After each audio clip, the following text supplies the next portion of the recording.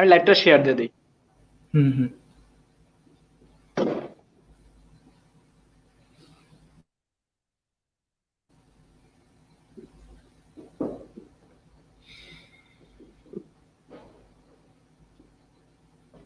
তো বন্ধুরা, সবাইকে আসসালামু আলাইকুম। উম, আমাদের এই স্পেশাল লাইভে তোমাদের স্বাগতম। তো তোমরা কে কোথা থেকে আসো, কে কোথা থেকে আমাদের সাথে জয়েন দিছো, তোমরা জানায় দাও। হ্যাঁ, আসসালামু আলাইকুম। ওয়ালাইকুম সালাম। উম, উম,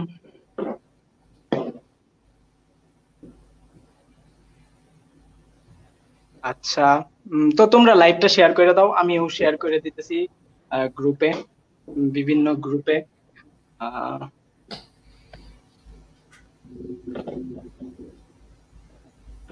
এই তো, আসসালামু আলাইকুম এভরিওয়ান।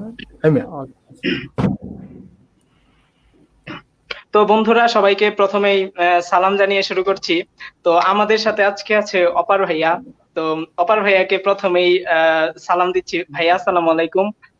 ওয়ালাইকুম আসসালাম রিমন, কি খবর সবার? এই তো ভাইয়া, আলহামদুলিল্লাহ। ভাইয়া, আপনি কেমন আছেন? আমি আলহামদুলিল্লাহ ভালোই আছি।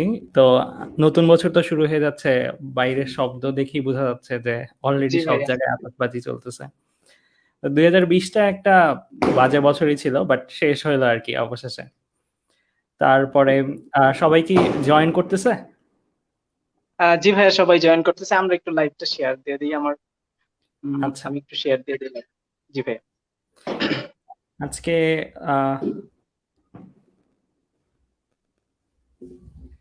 তো সবাই কানেক্টেড থাকো আমাদের সাথে। আজকে তোমাদের সামনে একটা বড় সারপ্রাইজ আছে। তো সারপ্রাইজটা আমি এখনই বলতেছি না, সারপ্রাইজটা বলতেছি তার আগে তোমরা আমাদেরকে জানিয়ে দাও কে কোন কলেজ থেকে আসো। উম, কে কোন কলেজ থেকে আসো আমাদেরকে জানিয়ে দাও।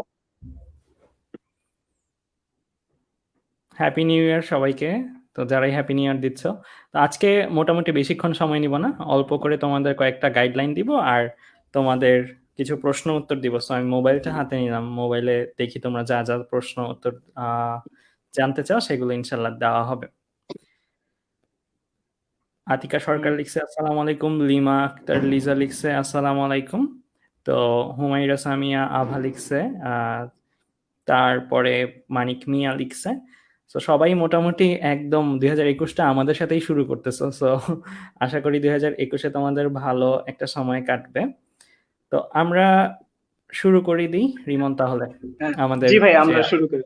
হুম। আমাদের যে যেটা আছে আমরা আচ্ছা, শুরু করে দিই। তো তো আদিলকে আমি আমি ডেকে নিচ্ছি আমাদের। হুম হুম, আমাদের সাথে আছে আদিল। সে আমাদের এই ভিডিওটা ডিজাইন করছে। তো ভিডিওটা কি আদিল, তুমি যদি একটু আমাদেরকে প্লে করে দেখাতে এখনই। আমি ওকে, তো এতক্ষণ যে ওকে, রেডি। সারপ্রাইজের কথা হচ্ছিল, সারপ্রাইজটা অবশ্য আমার হাতে, আমি না চালু করলে হবে না। তো অপার ভাই শুরু করে দিই আমি তাহলে। হ্যাঁ হ্যাঁ, আদিল শুরু করতে পারো। ওকে, 3, 2, 1 and হ্যাপি নিউ ইয়ার।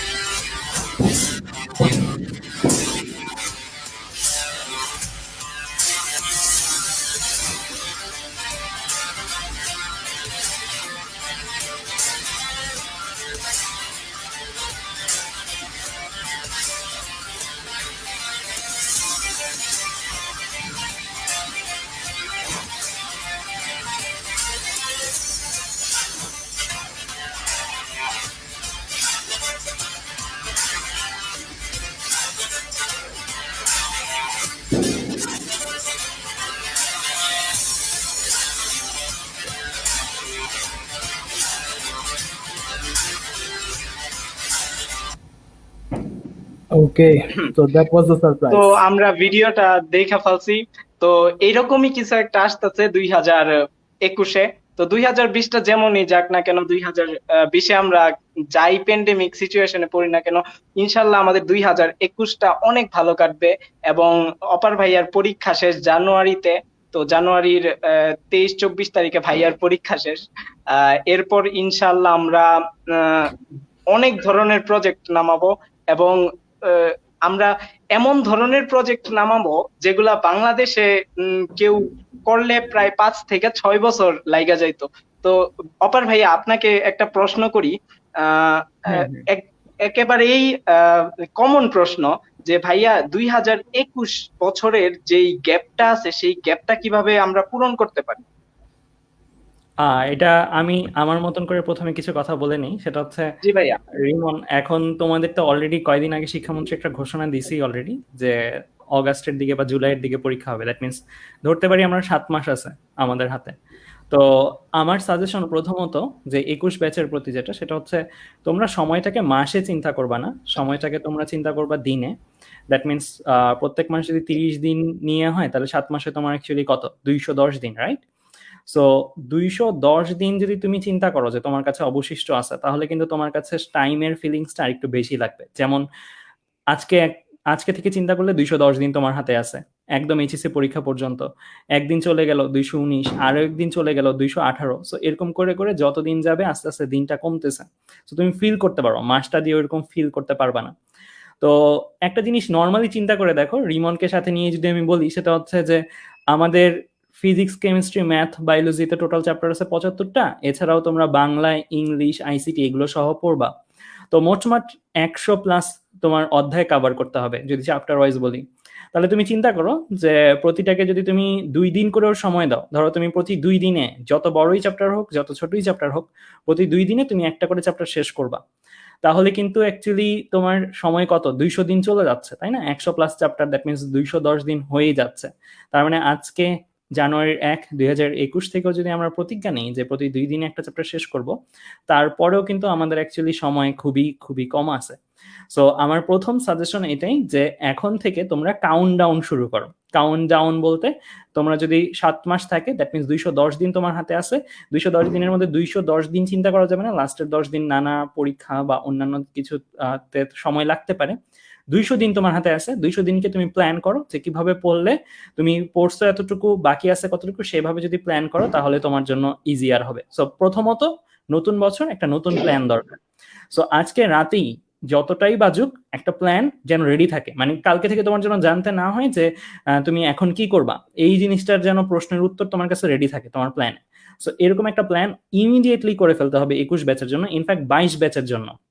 আর 22 ব্যাচের জন্য যদি আমি আলাদা করে একটা বলি কথা, যে 22 ব্যাচের অনেকেই কলেজে যে উঠছো এই ফিলিংসটাই এখনো বুঝো নাই, যে অ্যাকচুয়ালি আমরা এখন কলেজে পড়ি। কারণ তোমরা অ্যাকচুয়ালি কলেজে ভর্তি হবার আগেই, কলেজে ঠিকঠাক মতন বেঞ্চে বসে ক্লাস করার আগেই প্যান্ডেমিক সিচুয়েশন চলে আসছে। সো তোমাদের ক্ষেত্রে অনেক ক্ষেত্রেই আমি যেটা দেখি যে তোমরা আসলে ওই রিয়েলাইজেশনটা নাই, কিন্তু সময় যাচ্ছে যে অ্যাকচুয়ালি এই কলেজে উঠছি, বাট সময় চলে যাচ্ছে। তো তোমাদের ক্ষেত্রে আমি বলবো যে যেটুকু সময় চলে গেছে এটা নিয়ে আমাকে মেসেজ করা দরকার নাই, কাউকে মেসেজ করা দরকার নেই। তুমি জিনিসটা চিন্তা করবা যে যতটুকু সময় চলে গেছে সেটা চলে গেছে, ওইটার দিকে তাকায় আর লাভ নেই। তুমি চিন্তা করো তুমি জানুয়ারি 1, 2021 এইচএসসি তে উঠছো। এখন থেকে তুমি এমন একটা প্ল্যান করো যে তুমি যেন 2021-এর শেষ হইতে, মানে দ্যাট মিনস 2022-এর এই সময়টাতে 1 জানুয়ারিতে যেন তুমি আসতে আসতে তোমার সবগুলো সিলেবাস ভালো করে শেষ হয়ে যায়। তো এটা গেল আমার তোমাদের প্রতি প্রথম কথা। আমি তোমাদের কয়েকটা জিনিস পয়েন্ট করে রাখছি। আজকে আমি কমেন্টগুলো দেখতেছিলাম, তোমাদের কমেন্টগুলোতে কয়েকটা জিনিসের প্রশ্ন আমি দেখতেছিলাম, সেগুলো দেখে আমার কাছে মনে হলো আজকের লাইভটাতে আসা উচিত। আমি যদি সেকেন্ড পয়েন্টে চলে যাই, আমরা তো প্রথম পয়েন্টটা বললাম যে আমাদের সময়টাকে অবশ্যই কি করতে হবে, এখন থেকে মাসে না দিনে চিন্তা করব। দিনে চিন্তা করলে আমাদের ওই রিয়েলাইজেশনটা আসবে যে আমার সময় চলে যাইতেছে। তারপরে যদি আমি সেকেন্ড পয়েন্টটাতে যাই, সেকেন্ড পয়েন্টটার মধ্যে আমি যেটা দেখছিলাম সেটা হচ্ছে, তোমাদেরকে এক সময় মেন্টরশিপ ফর্ম আমি দিছিলাম। সো মেন্টরশিপ ফর্মটার মধ্যে আমাদের অনেকগুলো পয়েন্টস ছিল। পয়েন্টসগুলোর মধ্যে এরকম পয়েন্টস ছিল যে তোমাদেরকে পড়াশোনার প্রতি ডিস্ট্রাক্ট করে কোন জিনিসটা, বা পড়াশোনা করতে দেয় না কোন জিনিসটা, তোমরা বেশিরভাগই লিখছো উত্তরে মোবাইল ফোন বা স্মার্টফোন। তো এই ক্ষেত্রে আমার যেটা সাজেশন সেটা হচ্ছে, এখন তো প্যান্ডেমিক, এখন তো মোবাইল দিয়েই পড়তে হবে। মোবাইলটার দোষ না, বেসিক্যালি দোষটা হচ্ছে তোমার। এটা মাথায় রাখবা যে দোষটা কিন্তু টেকনোলজির না। টেকনোলজি যদি মিস ইউজ করি তাহলে ওই দোষটা কিন্তু যে ইউজার তার, ঠিক আছে? এই জিনিসটা মাথায় রাখবা যে মোবাইলটার প্রথমত দোষ নাই। তো তুমি মোবাইলটার মধ্যে জিনিসটা এভাবে চিন্তা করবা যে মোবাইলটা তোমার একটা টুল, আর এই টুলটা তোমাকে কি করবে, এখনকার বর্তমান যে অনলাইন ক্লাসগুলো আছে বা ভিডিওগুলো দেখাচ্ছে সেইগুলো দেখতে সাহায্য করবে। তো তুমি এমন ভাবে চিন্তা করবা যে এই মোবাইলটাই তোমার না, মনে করবা যে তোমার জন্য একটা মোবাইল ওয়েটিং, ধরো iPhone 15, iPhone 14 যেগুলো বের হয়নি এখনো, আগামী 3-4 বছর পর বের হবে, সেগুলো হচ্ছে তোমার মোবাইল, সেগুলো হচ্ছে তোমার হবে। বর্তমানে তুমি হয়তো একটা Xiaomi ফোন চালাচ্ছ বা Oppo ফোন চালাচ্ছ বা Vivo চালাচ্ছ বা আইফোনই চালাচ্ছ, বাট আজকে যেটাই চালাচ্ছ অবশ্যই আজকের চেয়ে পরের বছরগুলোতে, আপকামিং বছরগুলোতে যে টেকনোলজিটা আসবে সেটা অনেক বেশি, আরো বেশি এখনকার চেয়ে অ্যাডভান্স হবে, আরো বেশি এই জিনিসটা অনেক সুন্দর হবে। তো এই জিনিসগুলো আপকামিং যে টেকনোলজি, এই আপকামিং টেকনোলজিগুলো তোমার। সো তুমি এখনকার টেকনোলজিটাতে যদি সময় নষ্ট করো, তাহলে আসলে এখনকার জিনিসটা তোমাকে পরের জিনিসগুলোকে পাইতে বাধা দিবে। তুমি চিন্তা করে দেখো যে ধরো সাপোজ তুমি এখন সময় নষ্ট করলা, সময় নষ্ট হওয়ার কারণে তুমি ভালো জায়গায় সুযোগ পাইলা না, ভালো জায়গায় সুযোগ না পাইলে অবভিয়াসলি তুমি প্রাইভেট ইউনিভার্সিটি বা এই জায়গাগুলোতে পড়লে তোমার অনেকগুলো কস্ট। সো তখন কিন্তু তুমি তোমার শখ পূরণ করাটা টাফ হয়ে যাবে, বাবা মার থেকে টাকা নিয়ে শখ পূরণ করাটা টাফ হয়ে যাবে। বাট একটা ভালো ইউনিভার্সিটি হলে তুমি কিন্তু তোমার শখগুলো, ঘোরার ইচ্ছাগুলো সবগুলো ভালোভাবে পূরণ করতে পারবো। সো এটাকে, এর জন্য আমি বললাম যে মোবাইলটাকে ডিস্ট্রাকশন হিসেবে না নিয়ে মাথায় রাখবা যে এই মোবাইলটা তোমার না, এই মোবাইলটা সাময়িক একটা কাজে তুমি ইউজ করতেছো, সেটা কি পড়াশোনা, পড়াশোনা শেষ, মোবাইলের ব্যবহার শেষ, তোমার মোবাইল এখনো তুমি কিনো নাই, তোমার মোবাইলটা তুমি সামনে আপকামিং ইয়ার গুলোতে তুমি পাবা। এইরকম ভাবে তুমি চিন্তা করতে পারো। তো অনেকে কমেন্ট গুলো আমি দেখলাম এরকম যে অনেকে ভাবতেছো যে আমি এইটার কারণে সময় নষ্ট হয়, এটার কারণে সময় নষ্ট হয়, আমি পড়াশোনায় মনোযোগ রাখতে পারি না। তাদের জন্য আমার যে কথাটা, এটাই চিন্তা করবা তোমরা যে ফিউচারটাকে, যে তুমি এখন আপাতত একটা টাইম, একটা সার্টেন একটা এক্সামের মধ্যে আসো, এক্সামগুলো শেষ হলেই তোমার লাইফটা শুরু, তোমার লাইফের যে এনজয়মেন্ট এগুলো শেষ হয়ে যাচ্ছে না, এগুলো সব আছে, অনেক সময় আছে সামনে। সো এইগুলো তুমি সামনে খুব আরামসে করতে পারবা, সম্মানের সাথে করতে পারবা, অনেক রিল্যাক্স একটা মুডে করতে পারবা। বাট এখন আপাতত একটু নিজেকে আবদ্ধ রাখতে হবে। আর আমি আমার কথা যদি বলি, আমি 2015 সালটা শুরু করছিলাম হচ্ছে নামাজ পড়ে। তো 2015 সালে আমি চিন্তা করছিলাম যে 2014 থেকে যখন 15, তখন আমার কাছে এরকম একটা ফিলিং ছিল, আমার এখনো মনে আছে। আমি রাত 11টা 40 মিনিটে আমার মামাকে বলতেছিলাম, আমার মামা রুমে ছিল তখন, যে তো মামা আমার তো মনে হয় যে এই বছরটা শেষ হইলে আগামী বছরের ঠিক এই টাইমটাতে আমি জেনে যাবো আমি কোথায় পড়ি, আমার পাশে লেখা হয়ে যাবে স্টাডিং এট কোথায়, এই জিনিসগুলো। তো আমার মামা বলছিল হ্যাঁ এটা তো হবেই। মানে মামা তখন ডাক্তারি পড়তেছে, মেডিকেল স্টুডেন্টস। তখন আমার কাছে মনে হইলো যে মানে তার কাছে এই জিনিসগুলো কত আনন্দদায়ক, যে হ্যাঁ স্টাডিং এট এটা হবে, এটা হবে। বাট আমার কাছে তখন ওই টাইমটাতে কত টেনশন যে আমার লাইফে কি হবে আমি জানি না। শুধু এখানে স্টাডিং এট এর ব্যাপার না, যে স্টাডিং এট অমুক, স্টাডিং এট তমুক, এটার ব্যাপার না। ব্যাপারটা হচ্ছে ওয়ার্কস অ্যাজ কি, সেটাও কিন্তু ডিফাইন হয়ে যায় এই জায়গাটার মধ্যে। যেমন তোমাদের 2021 ব্যাচ যারা, মোস্ট প্রবাবলি তোমাদের জুলাইয়ে যদি পরীক্ষা হয় এইচএসসি, তাহলে ডিসেম্বরের দিক দিয়ে ধরো তোমরা ইয়াটা পাবা, অ্যাডমিশন টেস্ট গুলো হবে, রেজাল্ট গুলো হয়তো লাস্টের দিকে চলে আসবে। মানে আগামী বছর এই টাইমে তোমরা অ্যাকচুয়ালি জানো যে তুমি ইঞ্জিনিয়ার হচ্ছ না, তুমি ডাক্তার হইতেছো না, তুমি আর্মি প্রফেশনে যাচ্ছ, মানে তুমি কোন প্রফেশনটাতে যাচ্ছ মোটামুটি কিন্তু 90% লক হয়ে যাবে, তাই না? তো চিন্তা করে দেখো যে তোমার এই যে বছরটা চলতেছে, মানে বছরটা যেটা শুরু হইলো আতশবাজি দিয়ে, এই বছরটা কিন্তু তোমার জন্য পরবর্তী যতগুলো বছর তোমার সামনে আসবে, সেই বছরগুলোতে তুমি কি চাকরি করবা, কি পেশা তোমার হবে, কোথায় তুমি পড়বা, সবগুলো জিনিস একাধারে ডিফাইন করে দিতেছে। দ্যাট মিনস এই যে টাইমটা চলতেছে, এই টাইমটা কিন্তু আমাদের জন্য, যেটা ধরো আমার জন্য 2021 যেটা, আমি 2021-এ যাই করি না করি আমি মোটামুটি হচ্ছে কি হব, ইঞ্জিনিয়ার হয়ে বের হব, ইঞ্জিনিয়ারিং জব করব। আরেকটা যে মেডিকেল স্টুডেন্ট তার জন্য এরকম, যে 2021টা সে যেরকম ভাবেই কাটাক না কেন, একটু উত্থান পতন যাই থাকুক না কেন, সে মোটামুটি ডাক্তার হয়ে বের হবে। কারণ একবার মেডিকেলে চান্স পাওয়ার পর বা বুয়েটে চান্স পাওয়ার পর তোমার যদি কোনো সময় কোনো একটা পরীক্ষা খারাপ হয়, তোমার অনেকগুলো সাপ্লি দেওয়ার বা এগুলো দেওয়ার ব্যবস্থা থাকে। যদিও একবারই পাশ করে যায় সবাই, আমার ওই পর্যন্ত কোনো সমস্যা নেই, একবারই সবগুলো পাশ করে আসতে পারছি, আমার জানুয়ারিতে ফাইনাল। তো এই জিনিসটা আর কি, আমাদের ক্ষেত্রে কিন্তু এই উত্থান পতনটা বেশি না। আমার সময় ছিল কোন সালটা, 2015 সালটা আমার জন্য ছিল। সো 2021 ব্যাচের জন্য এই 21 সালটা হচ্ছে খুবই গুরুত্বপূর্ণ। ইনফ্যাক্ট আমাকে এখন পর্যন্ত বুয়েটে বা বিভিন্ন জায়গায় ডাকা হবে কোন ব্যাচ, 15 ব্যাচ। তোমরা যদি কোনো জায়গায় চান্স পাও, তোমাদেরকে ডাকা হবে কি ব্যাচ, 21 ব্যাচ। তার মানে বুঝতেই পারতেছো যে তোমার জন্য 21 সালটা কতটা গুরুত্বপূর্ণ না হলে তোমার সারা জীবনে ব্যাচ কততে ছিল সেটা তোমার 21 সাল দিয়ে ডিফাইন হচ্ছে। দ্যাট মিনস 21 সালটা তোমার জন্য কতটা গুরুত্বপূর্ণ। সো আমার কাছে মনে আছে আমি 15 সালটা এইভাবেই নামাজ পড়ে শুরু করছিলাম, যে আমি এই সালটা শেষে ইনশাল্লাহ আমি যে জায়গাটায় যেতে চাই সেটা যেন আমি পাই। সো আমার কাছে এরকম একটা ডিটারমিনেশন ছিল। আর এইটা পর থেকে, এই দিনের পর থেকে আমি অ্যাকচুয়ালি খুবই খুবই বেশি পরিশ্রম করছিলাম। আমার কাছে মনে আছে এখনো যে সেই সময় শীতকাল, এই টাইমটা তো শীতকালই থাকে। তো সেই সময় শীতকাল ছিল, আমি একদম হাত মোজা পা মোজা পরে হচ্ছে কন্টিনিউয়াসলি পড়তাম, প্রায় 12 থেকে 14 ঘন্টা পর্যন্ত পড়ছিলাম হচ্ছে একদম অ্যাডমিশন টেস্ট পর্যন্ত, মানে আমি পুরোপুরি টাইম নষ্ট করিনি। সো আমি যদি বলি যে আমি চান্স পাইছি কিসের জন্য, 2015 সালটার জন্য। 2013-14 আমি পড়ছি, ফার্স্ট ইয়ার সেকেন্ড ইয়ারে পড়ছি, বাট 2015 সাল, যেই সালে আমি অ্যাডমিশন টেস্টের পরীক্ষাতে ছিলাম, এইচএসসি পরীক্ষাতে ছিলাম, সেই সালটাই ছিল আমার জন্য মানে মোস্ট প্রোডাক্টিভ ইয়ার আমি যদি বলতে চাই।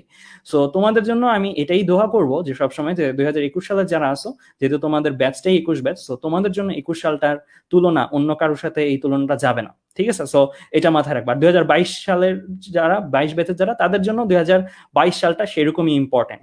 বাট ওইটাই বললাম যে যদি আগে থেকে একটু পরিশ্রম করে রাখো, তাহলে একটু 21 সালটা বা যেই সালে তুমি পরীক্ষা দিবা সেই সালটা একটু সহজে বা আরামে কাটাইতে পারবা। একটু আরাম, আমি বলতেছি না যে আরাম করতে হবে, একটু রিল্যাক্সে কাটাইতে পারবা। আর যদি তুমি আগে না করে থাকো, তাহলে ওই সালটা তোমার জন্য একদম ডেভাস্টেটিং যাবে, মানে খুবই হতাশায় যাবে। তো এটা গেল আমার 2021 সাল। তোমার যে পড়তে মনোযোগ আসে না, এই মনোযোগ না আসলেই তুমি ভাইয়ার এই কথাটা মাথায় রাখবা যে তুমি 21 ব্যাচের ছাত্র বা ছাত্রী। 21 সালটা তোমার জন্য একবারই আসতেছে, যেই সালটা দিয়ে তুমি পরিচয় পাবা সারা জীবন তুমি কোন ব্যাচের ছাত্র বা কোন ব্যাচের ছাত্রী। তার মানে বুঝে নাও এই সালটা তোমার জন্য কতটা গুরুত্বপূর্ণ, যেই সাল তোমাকে পরিচয় দিবে সারা জীবন তুমি কোন ব্যাচের, 21 ব্যাচের। সো এই জিনিসটা একটু মাথায় রেখো যে এটা খুব গুরুত্বপূর্ণ না হইলে, সাল না হইলে তোমার জন্য এটা তোমাদেরকে 21 ব্যাচ বলা হইতো না। সো এই জিনিসটা আমার সেকেন্ড কথা। তারপরে আমি কমেন্টে আরো কয়েকটা জিনিস দেখলাম, যেমন তোমাদের কয়েকটা জিনিস এরকম যে অনেকে বলতেছো যে এটা পারি না ভাইয়া, আমি টেস্ট পেপার সলভ করতে যাই, আমি টেস্ট পেপার সলভ করতে পারি না, আমি ভাইয়া এই সমস্যাটা সমাধান করতে চাই, এই সমস্যাটা সমাধান করতে পারি না। তাদের জন্য আমি একটা তুলনা বলবো, এই তুলনাটা খুবই গুরুত্বপূর্ণ। এই জায়গাটা বলার জন্যই বেসিক্যালি আজকের লাইভটাতে আমি আসছি, না হলে হচ্ছে আমারও পরীক্ষা কিন্তু জানুয়ারি থেকে, ফাইনাল ইয়ারের এক্সাম, ফাইনাল এক্সাম, সো আমি আসতাম না।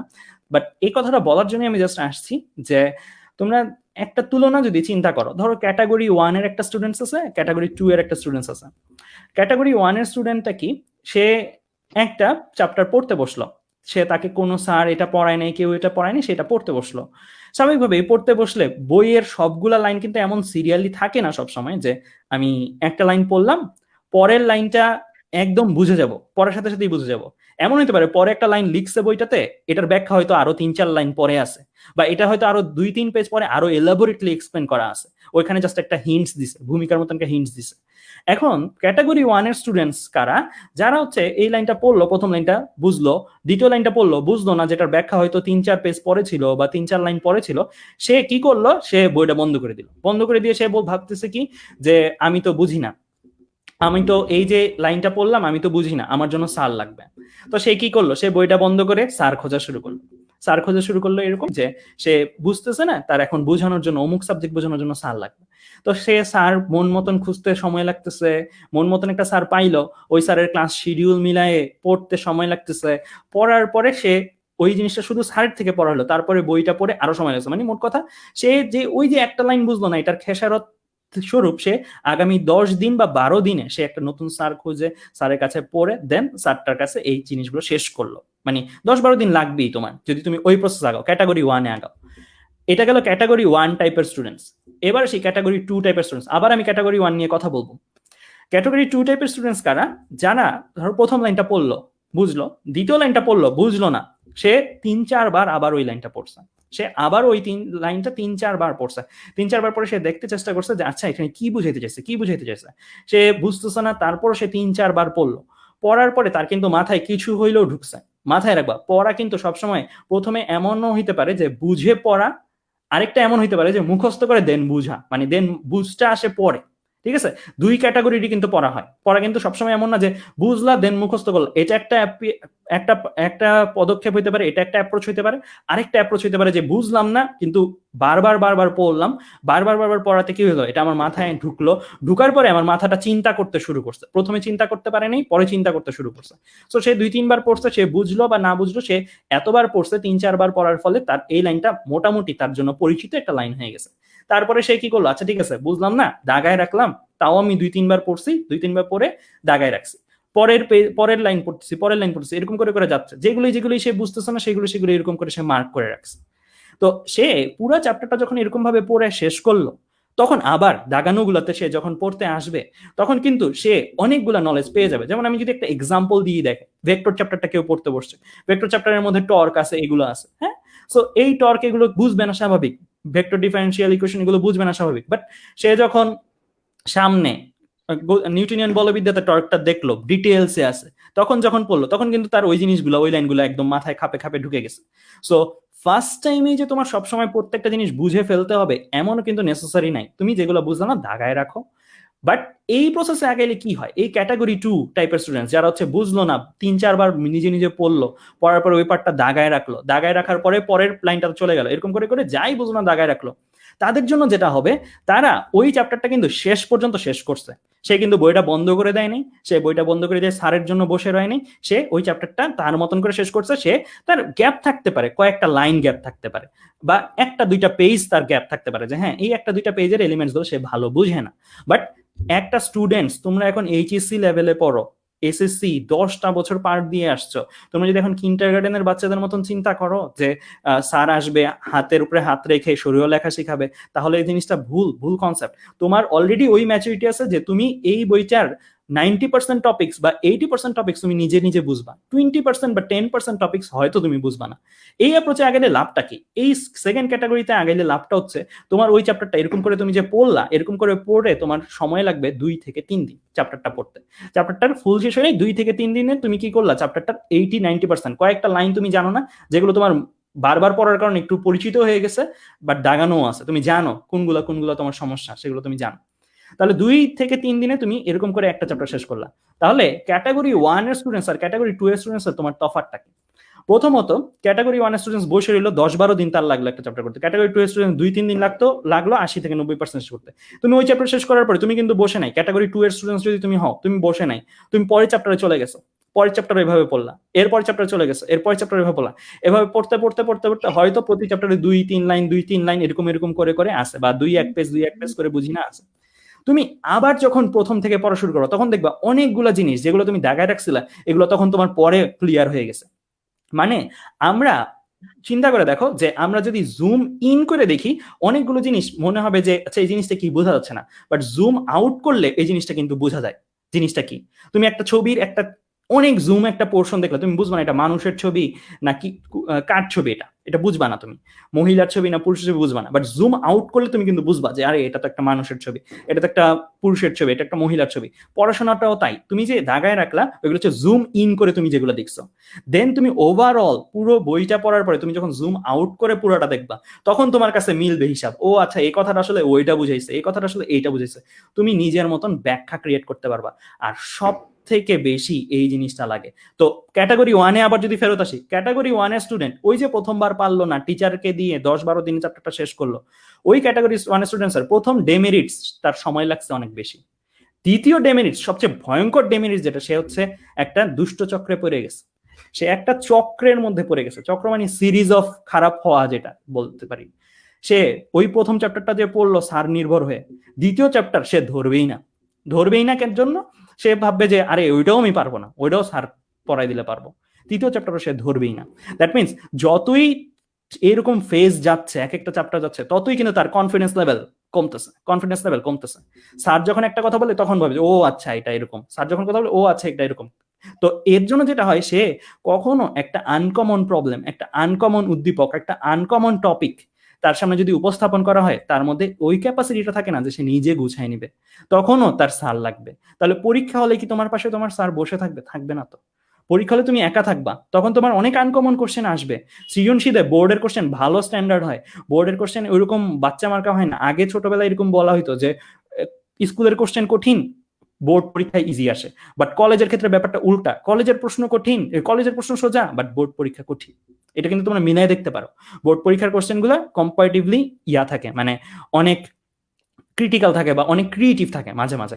সো এই ক্রিয়েটিভ কোশ্চেন গুলো তুমি তার মানে কি দেখা মাত্রই বাদ, পারলা না, মানে তুমি একটা চক্রের মধ্যেই আসো, ডিপেন্ডেন্ট চক্র, যে তুমি সারা জীবনই ডিপেন্ডেন্ট থাকবা। দ্যাট মিনস তুমি ওই এইচএসসি লাইফ পার করার পরে কোনো জায়গায় পরীক্ষা দিবা, আনকমন আসবেই অবভিয়াসলি একটা দুইটা, তুমি অ্যাপ্রোচই নিতে পারবা না, অ্যাপ্রোচ না নিতে পারে তুমি কি হবা, আরো বেশি পিছায় যাচ্ছ, আরো বেশি পিছায়। তুমি প্রাইভেটের জন্য রেডি হচ্ছ, তুমি অ্যাকচুয়ালি ওইভাবে প্রাইভেট পড়ে পড়ে যদি তুমি তোমার কলেজ লাইফে অভ্যস্ত থাকো, দ্যাট মিনস তুমি মাথায় রাখো তোমার ইউনিভার্সিটিতে প্রাইভেট ইউনিভার্সিটিতে পড়তে হবে। কেন? কারণ ওইখানেও অ্যাকচুয়ালি প্রাইভেটের মতন করেই পড়াবে। তোমাকে যদি ওই ডিপেন্ডেন্ট স্টুডেন্ট তুমি থাকো, আর তোমাকে যদি তুমি ভাগ্য ভালো, তোমার চুরি করে আমি ধরো বুয়েটে একটা সিট দিয়ে দিলাম, যে হ্যাঁ তুমি ডিপেন্ডেন্ট ক্যাটাগরি 1 এর স্টুডেন্ট, তুমি স্যার ছাড়া পড়তে পারো না, তোমারে আমি চিটিং করে ধরো বুয়েটে একটা সিট দিয়ে দিলাম, বা ঢাকা মেডিকেলে বা যে কোনো মেডিকেলে একটা সিট দিয়ে দিলাম। তোমার একটা বাস্তবতা বলি, তুমি ঠিক 10 দিন বা 20 দিন সার্ভাইভ করতে পারবা, বা একটা টার্ম পরীক্ষা সার্ভাইভ করতে পারবা, এরপরে ফেলের পর ফেল করে তুমি আর পড়বা না ওই জায়গায়। কেন পড়বা না? কারণ আমাদের ইউনিভার্সিটিতে কি কেউ কারোর কাছে প্রাইভেট পড়ে? আমরা কি কারোর কাছে প্রাইভেট পড়ি? বা ভার্সিটির ফার্স্ট ইয়ারের যে কোনো একটা স্টুডেন্ট, সে কি কোনো টিচারের কাছে আলাদা করে বাসায় যেয়ে পড়ে? পড়ে না তো। কি পড়ে সে? ক্লাসেও যে সব পড়াচ্ছে লাইন বাই লাইন, তাও তো না। ক্লাসে তো জাস্ট দেখাই দিচ্ছে যে এই জিনিসগুলো আছে, একটা ধারণা দিয়ে দিচ্ছে। বাট এই জিনিসগুলো দিয়ে পরে কারা? পরে তো স্টুডেন্টস নিজেই। সো তোমাকে যদি আলটিমেটলি এইভাবে তুমি তৈরি হও স্যারদের প্রতি ডিপেন্ডেন্ট হয়ে হয়ে, তাহলে তোমাকে যদি একটা ভালো ইউনিভার্সিটি, যেটা তুমি ড্রিম দেখো, সেটার মধ্যে তোমাকে যদি ছেড়েও দেওয়া হয়, তুমি নিজেই বলবা যে আমি টিসি নিয়ে বের হয়ে আসবো। কেন? কারণ এখানে তুমি তাল মিলাইতে পারতেছো না বাকিদের সাথে। এটা বাস্তব, এটা একদম বাস্তব কথা। ইনফ্যাক্ট এটার একটা প্রকৃষ্ট উদাহরণ আমি বলি। আমাদের ব্যাচে প্রশ্ন আউট হয়েছিল, আমাদের ব্যাচে প্রশ্ন আউট হওয়ার কারণে মেডিকেলের যে ছেলেটা সেকেন্ড হয়েছিল, সে মেডিকেলের সেকেন্ড প্রশ্ন আউট হয়ে, সো সেকেন্ড হয়েছিল, সে ফেল করতে করতে সে আর এখন মেডিকেলে পড়ে না, ঢাকা মেডিকেলে পড়ে না, সে এখন আহসানুল্লাহতে পড়তেছে। সো জিনিসটা এরকমই আর কি, যে তোমাকে যদি একটা জায়গায় দিয়েও দেওয়া হয়, চান্স দিয়েও দিয়ে দেওয়া হয়, তুমি সার্ভাইভ করতে পারবে না। সো খেয়াল রাখো যে তুমি তৈরিই হচ্ছ কিন্তু কিসের জন্য? প্রাইভেট ইউনিভার্সিটির জন্য। যদি তুমি ডিপেন্ডেন্ট থাকো, অলওয়েজ ডিপেন্ডেন্ট থাকো, অলওয়েজ ডিপেন্ডেন্ট থাকো, কারণ তখন তোমাকে এক্সট্রা কেয়ার না দিলে, এক্সট্রা করে কেউ না বুঝে, তোমার নিজের বোঝার ক্ষমতা নেই, নিজের বোঝার দক্ষতাটা নেই। আর ক্যাটাগরি 2 এর স্টুডেন্টস যারা, এরা ওই যে প্রথম চ্যাপ্টারটা ভালো করে পড়তে চাইলো, সে স্ট্রাগল করছে, কয়েকটা জায়গায় দাগায় রাখছে, পরের চ্যাপ্টারটা পড়ছে, আবার স্ট্রাগল করছে, দাগায় রাখছে, এরকম করে করে দাগায় রেখে রেখে সে যখন ফাইনালি পুরাই ইমেজটা দেখছে সবগুলো চ্যাপ্টার পড়ার পরে, আচ্ছা যেগুলো পারি না এগুলো একটু দেখি তো, তখন তার আবার দেখবা যে অনেকগুলো ক্লিয়ার হয়ে গেছে। দ্বিতীয়বার যখন সে পড়তে যায়, অনেকগুলো ক্লিয়ার হয়ে গেছে অন্যান্য চ্যাপ্টার পড়ার পর। সো তো সে নিজের পড়াটা নিজে তৈরি করতে পারে, আর নিজের পড়াটা নিজে তৈরি করতে পারলে সে পরের সাবজেক্ট বা পরের পেপারটা যখন পড়তে যাবে, তার কনফিডেন্স লেভেল থাকবে টু মাচ হাই। মানে তার বিশ্বাসটাই থাকবে এরকম যে আরে যে কোনো চ্যাপ্টারই পারবো, আমি অলরেডি একটা পেপার পুরোটাই নিজে পড়ছি। সো এই লেভেলের কনফিডেন্সটা তাদের মধ্যে থাকে, আর এই লেভেলের কনফিডেন্সটা থাকার কারণে তাদের অ্যাডমিশন টেস্টের পরীক্ষা হোক বা যে কোনো আনকমন কোশ্চেন হোক, সে পরীক্ষা হলেও এই সাহসটা তার মধ্যে থাকে যে আনকমন প্রশ্ন দেখি না কি বলছে, তারপরে সে প্রশ্নটা পড়ে ফিগার আউটও করে ফেলে, কারণ তার মধ্যে ওই সৎসাহসটা আছে, সাহসটা আছে একটা ম্যাথ নেওয়ার। আজকেও কমেন্ট পড়তেছিলাম আমি, একজন বলতেছে ভাই টেস্ট পেপার সলভ করতে যদি না পারি, না পারলে কি হয়েছে, সব তো আর পারবা না তা না, তুমি তুমি বড় জোর 10% পারবা না বা 15% পারবা না বা 20%ই পারবা না, বাকিগুলো তো পারবা। তুমি যদি ওই 20% পারবা না বলে টেস্ট পেপার না ধরো, এটা কি কোনো ভালো বুদ্ধি? এটা তো টোটালি খারাপ বুদ্ধি, তাই না? সো তুমি যদি 20% না পারো, 20% দাগায় রাখো, বারবার দেখো, না পারলা তারপরে অন্য চ্যাপ্টারে চলে যাও, অন্য চ্যাপ্টারের থেকে আইডিয়া নিয়ে তারপরে দেখবা যে ওই চ্যাপ্টারের একটা কনসেপ্ট আসলে এখানে ছোট করে ঢুকাই দেওয়া ছিল, তাই আমি বুঝতে পারিনি, বাট ওই চ্যাপ্টার পড়ার পরে দেখবা যে এটা মিলে গেছে, তাই না? সো জিনিসগুলো এরকমই। তুমি যদি এই প্রসেসে আগায় জাস্ট একটা বছর পরে, 2022 সালে কি তোমরা ভার্সিটিতে পড়বা না? 21 ব্যাচ যারা 2022 সালেই তোমরা ভার্সিটিতে পড়বা, তাহলে 2022 সালে তোমাকে ইউনিভার্সিটি পড়া তো আরো কঠিন। কে তোমাকে প্রাইভেট পড়াবে? কেউ না, কেউ পড়াবে না প্রাইভেট। সো তখন যা পড়ার নিজে পড়তে হবে। তাহলে তখন তুমি ফেলের পর ফেল করবা, তাহলে বইটা ঢুকেই লাভ কি হয়েছে? মেডিকেলে ঢুকেই লাভ কি হয়েছে যদি তুমি নিজের পড়া না গুছাইতে পারো? তো এই জিনিসগুলো আমি তোমাদেরকে আজকে বিশেষ করে বলার জন্য আসছি, যে ক্যাটাগরি 1 এর স্টুডেন্টস তোমরা হবা নাকি ক্যাটাগরি 2 এর স্টুডেন্টস তোমরা হবা। আর আমি অবশ্যই চাবো যে তোমরা ক্যাটাগরি 2 এর স্টুডেন্টস হও। টিচার ডিপেন্ডেন্ট হয়ে যেও না এত আগেই। তোমরা এখন ইনাফ ম্যাচিউর, তোমাদের মধ্যেও পড়াশোনা গোছানোর ক্যাপাসিটি আছে। সো 2021-এ তোমরা যখন শুরু করবা কালকে থেকে পড়াশোনাটা, একবার একটা ইনট্যাক্ট চ্যাপ্টার, যে চ্যাপ্টার তোমাকে কেউ কখনো পড়ায়নি, সেই চ্যাপ্টারগুলো নিয়ে বসে দেখো। তুমি নিজের প্রতি বিশ্বাসটা ক্রিয়েট করো যে ওই চ্যাপ্টারটার মধ্যে বসে যে আমি কতটুকু পারতেছি, যেগুলো পারতেছি না দাগায় রাখো। কষ্ট হবে, প্রথম 5 দিন 10 দিন কষ্ট হবে, বা প্রথম 2টা 3টা চ্যাপ্টার পড়তে কষ্ট হবে। এরপরে তুমি যখন নিজের মধ্যে একটা বুস্ট ফিল করবা, আরে আমি তো নিজেই নিজের পড়া গুছাইতে পারি, যখন এই বুস্টটা ফিল করবা, তখন তোমার কাছে সত্যি কথা যে সিলেবাসও শেষ হয়ে যাবে টাইমলি, সবকিছুই টাইমলি শেষ হয়ে যাবে। কারণ একজন পড়াই দিবে, তার একটা সময় আছে, আমি তার সাথে পড়তে বসার একটা সময় আছে। এই আশায় যদি বসে থাকো, তাহলে তুমি তোমার অ্যাকচুয়ালি ভবিষ্যৎটাই একজনের হাতে ছেড়ে দিচ্ছ। বাট ভবিষ্যৎ নিজের ক্রিয়েট করতে হবে, এটা তো আরেকজনের হাতে ছেড়ে দেওয়ার বিষয় না। ইনফ্যাক্ট আমার হাতেও ছেড়ে দেওয়ার বিষয় না। তুমি যদি তোমার ভবিষ্যৎ আমার হাতে ছেড়ে দাও, তাহলে এটা হবে না। তুমি একটা জিনিস চিন্তা করো না, নর্মাল একটা জিনিস, যে একটা স্যার কয়জনরে পড়ায়? লক্ষ লক্ষ জনরে পড়ায়, লক্ষ লক্ষ জন কি চান্স পায়? পায় না। একই ম্যাটেরিয়ালস তো স্যার সবাইরে পড়াইতেছে, একই ম্যাটেরিয়াল সবাইরে পড়াইতেছে না, তাহলে তফাৎটা কোথায়? স্যারের মধ্যে নাকি স্টুডেন্টের মধ্যে? তফাৎটা তো স্টুডেন্টের মধ্যে, তাই না?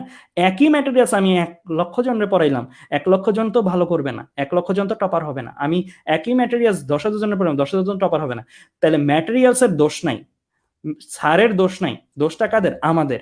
সো আমরা যদি চিন্তা করি যে না আমি আলাদা হব, তাহলে আলাদা হইতে পারবো। যদি চিন্তা করি যে না স্যার পড়াইতেছে, স্যার দেয় চান্স পাওয়াই দেবে, স্যার তো তোমার মতন এরকম 2,500 3,000 জনের পড়াইতেছে, স্যার 3,000 জনের কেমনে চান্স পাবে? স্যার যদি 3,000 জনের চান্স পাইতে চাই, বুয়েটে সিট আছে এত, মেডিকেলে সিট আছে তো নাই তো।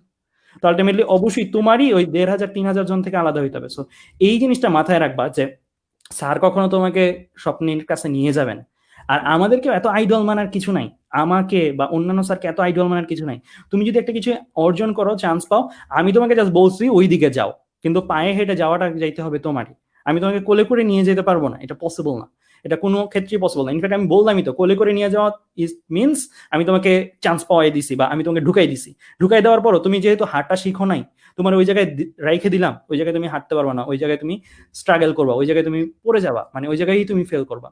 সো এই জিনিসগুলোর জন্য আর কি উদাহরণ দিতে পারি বলো তোমাদেরকে? যে আমি সরাসরি উদাহরণ দিলাম যে আমাদের ব্যাচের মেডিকেলের সেকেন্ড যে সে মেডিকেলে সার্ভাইভ করতে পারেনি, জাস্ট আলাদা করে ঢুকে যাওয়ার জন্য। সো এই জিনিসগুলো বলার জন্যই আসলে আমি তোমাদের সাথে আজকে বিশেষ করে লাইভটাতে আসছি।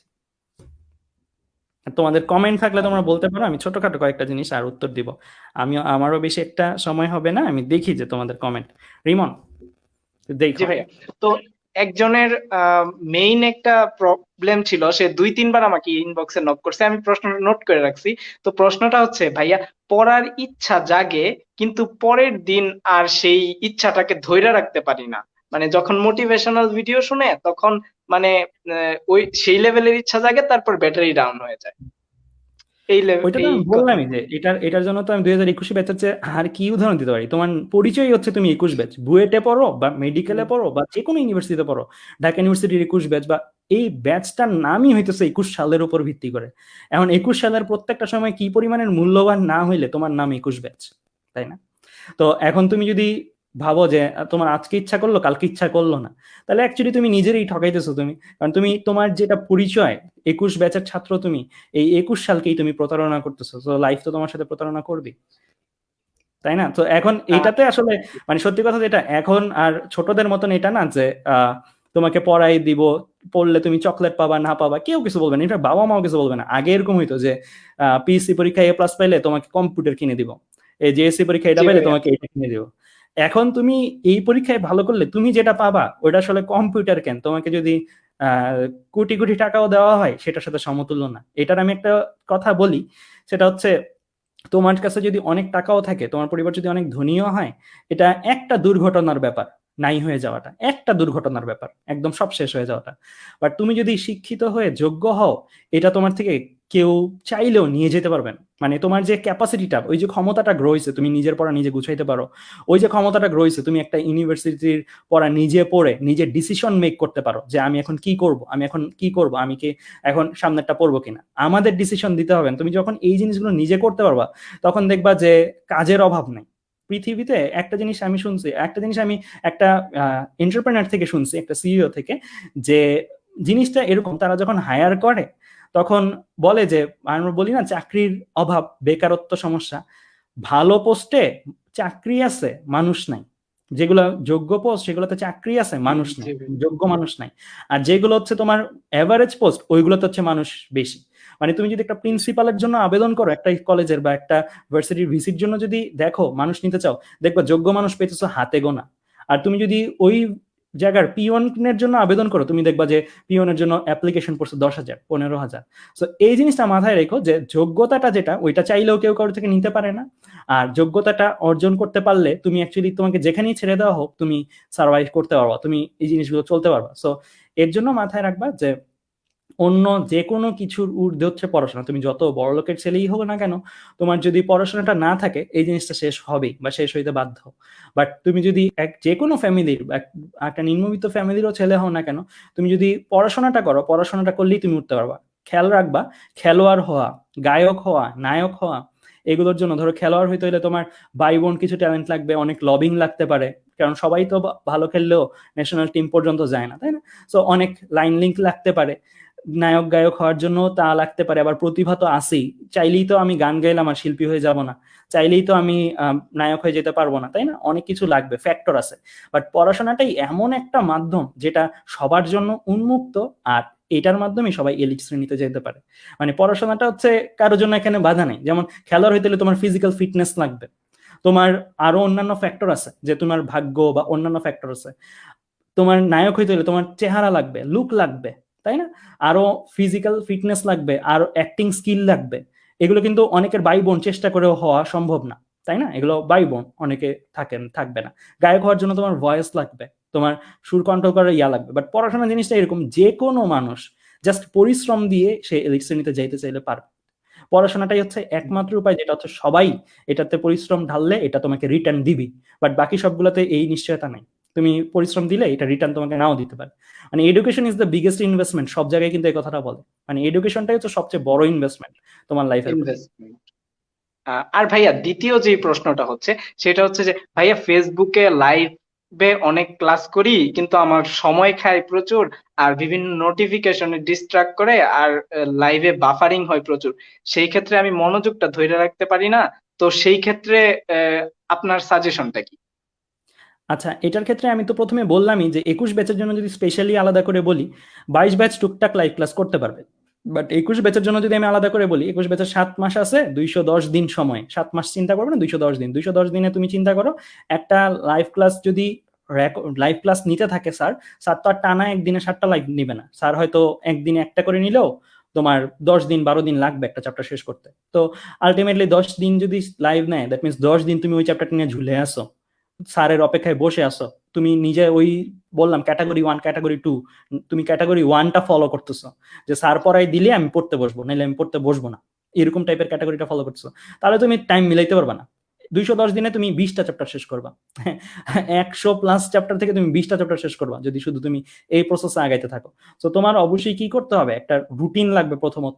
আর রুটিনটার মধ্যে ক্যাটাগরি 2 স্টুডেন্টস তোমার হইতে হবে। এখন তোমাদের সত্যি কথা ওই সময়টাও নাই যে আগে ভিডিও পরে বই। এখন তোমাদের সময়টা রিভার্স হয়ে যাচ্ছে, কারণ টাইম এত কম। টাইম কম হওয়ার কারণে হচ্ছে যেগুলো পারি না সেগুলোর জন্য ভিডিও দেখবো।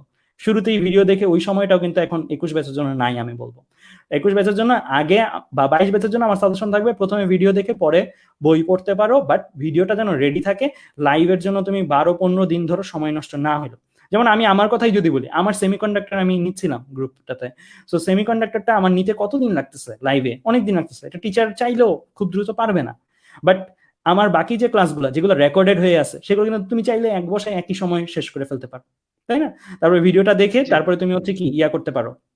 তো এটা কিন্তু লাইভের দোষ না বা টিচারের দোষ না, টিচার চাইলেও পারবে না এক সময় তোমাকে সারাদিন ধরে বসে ক্লাস করাইতে। বাট তোমার দরকার, তো সময়টা তো এত অল্প, তোমার দরকার একসাথে। তো আলটিমেটলি এটার সলিউশনটা আমি বলবো রেকর্ডেড ক্লাসটা দেখা, রেকর্ডেড ক্লাসটা দেখে তারপরে হচ্ছে 22 ব্যাচের জন্য বইটা পড়া। আর 21 ব্যাচের জন্য আমি বলবো এখন ক্যাটাগরি 2 স্টুডেন্টস হইতেই হবে। ক্যাটাগরি 2 স্টুডেন্টস কি বলছিলাম, যে বই পড়তেছো, নিজে বোঝার চেষ্টা করতেছো, নিজে এই জায়গাটাতে বুঝতে পারলা না, যে জায়গাটাতে বুঝতে পারলা না ওটা 2-3 বার লাইন জোরে জোরে পড়লা, আবার বোঝার চেষ্টা করলা, পারলা না, আবার বোঝার চেষ্টা করলা, যখন একবারেই পারলা না তখন দাগায় রাখলাম, দাগায় রেখে তারপরে আবার পরের লাইনে চলে গেলা। এইভাবে করে যদি পড়ো, তাহলে তুমি সবচেয়ে শর্টেস্ট সময়ে বইটা ভালো করে শেষ করতে পারবা, মানে সিলেবাসটা ভালো করে শেষ করতে পারবা। আর আজকে একটা পোস্টে আমি বলছি যে পরীক্ষার আগের রাতে ভিডিও ইউজলেস থিং, যে কোনো ভিডিও ইউজলেস, আমার video useless, recorded video useless. পরীক্ষার আগের রাতে তোমার বই আর নোটটাই হচ্ছে সবচেয়ে ইউজফুল থিং। সো এটা বাস্তব। পরীক্ষার আগের রাতে ভিডিও দেখার মতন ভয়ঙ্কর সিদ্ধান্ত নিও না, একদম মাথা ঘুরে যাবে। আর আমি আরেকটা জিনিসও গতকাল একটা কমেন্টে বলছিলাম, যে আমি সবসময় প্রিপারেশন নিতাম পরীক্ষার আগের দিন রাতের জন্য, পরীক্ষার জন্য না। মানে পরীক্ষার আগের দিন রাতের জন্য যদি আমি তৈরি হয়ে থাকি, তাহলে পরীক্ষার জন্য আমি এমনিই তৈরি, অটোমেটিক তৈরি। পরীক্ষার আগের রাতের প্রিপারেশনের জন্য তৈরি হওয়াটার অর্থটা কি? কারণ সিলেবাস অনেক বিশাল। ফিজিক্স ফার্স্ট পেপার সিলেবাস যদি বলি, ফিজিক্স সেকেন্ড পেপার সিলেবাস যদি বলি, তুমি চিন্তা করো পরীক্ষার আগের দিন রাতে তুমি একটু ইমাজিন করো না, নিজেকে চোখ বন্ধ করে, যে তুমি ওই দিনটাতে আসো, তোমার পুরো এই বইটা রিভাইজ দিয়ে যেতে হচ্ছে। তুমি দেখবা যে তোমার হাত পা ঠান্ডা হয়ে গেছে, কারণ পরের দিন কোথা থেকে প্রশ্ন আসবে, কোন প্রশ্নটা আসবে, পারবো কিনা, আসলেই খুব বাজে অবস্থা হয়ে যাবে। আর এইচএসসি এগুলোতে গ্যাপ অত বেশিও পাবা না, 1-2 দিন বন্ধ পাবা। সো তুমি ওই টাইমটাতে কিভাবে তুমি সবটা রিভাইজ দিয়ে দেখে যেতে পারবা, 100% তুমি নাম্বার আনতে পারবা, সেটার জন্য তোমার অবশ্যই ম্যাটেরিয়ালস রেডি করতে হবে, নোটস রেডি করতে হবে, বই দাগায় রাখতে হবে, যেটা অ্যাকচুয়ালি তুমি দেখে গেলেই তুমি কনফিডেন্ট থাকো যে হ্যাঁ এগুলো দেখে গেলেই আমি হবে। কারণ তুমি চাইলেও 550 পেজের বই তখন দেখে শেষ করতে পারবা। তোমার অবশ্যই একটা শর্ট ফর্ম লাগবে, যেই শর্ট ফর্মটা ওই 550 পেজের প্রক্সি দিবে এক, আর ওই 550 পেজ আয়ত্ত হয়ে যাবে। কারণ শর্ট ফর্মটা যদি তুমি নিজে তৈরি করো, তোমার নিজের ভাষায় নিজের ভার্সন তৈরি করো বইয়ের একটা নোট ছোট করে, আমি বলছি না বড় করে, তাহলে ওই একটা লাইন যে তুমি তৈরি করছো, তুমি ধরো 10টা লাইনের সামারি হিসেবে একটা লাইন লিখছো, তো তুমি ওই লাইনটা যখন পড়বা, ওই 10টা লাইন তোমার মাথায় অলরেডি ব্রেইনে নক করবে যে এই এই জিনিসটা এইগুলো এগুলো এগুলো ছিল, ঠিক আছে। সো এইভাবে তোমার নোটটা হইতে হবে। আর নোটের ক্ষেত্রে আমি আরেকবারও বলি যে সহজ ভাষায় নোটটা তৈরি করবা। নোটটা কিন্তু কোনো সাবমিশনের জিনিস না, নোটটা হচ্ছে নিজের সাথে নিজের কমিউনিকেশনের জিনিস। পরীক্ষার আগের দিন তুমি নিজেকে নিজে পড়াচ্ছ। সো তুমি তোমার একটা 2020 সালের বা 2021 সালের জানুয়ারির একটা মানুষ তোমার পরীক্ষার আগের দিন এসে তোমারে পড়াই দিচ্ছে। সো এই জিনিসটাই হচ্ছে note. Note is a time travel, মানে এটা একটা টাইম ট্রাভেল, তোমাকে টাইম ট্রাভেল করে নিয়ে যাবে, মানে তোমারই দুইটা ভার্সন তোমার সামনে রাখবে। সো নোট জিনিসটা হচ্ছে এরকম। সো এই জিনিসটা কিন্তু খুবই একটা কথা বললাম আমি ফিজিক্সের ভাষায়, যে তুমি তোমারে পড়াইতেছ নোটের থ্রুতে। সো নোট এরকম একটা দামি জিনিস। সো এভাবে যদি নোটগুলো রেডি করে রাখতে পারো, লাইফ টাইম কাজে লাগবে, লাইফ টাইম। এটা যে কোনো বুয়েটের মানুষ আমার সাথে একমত হবে।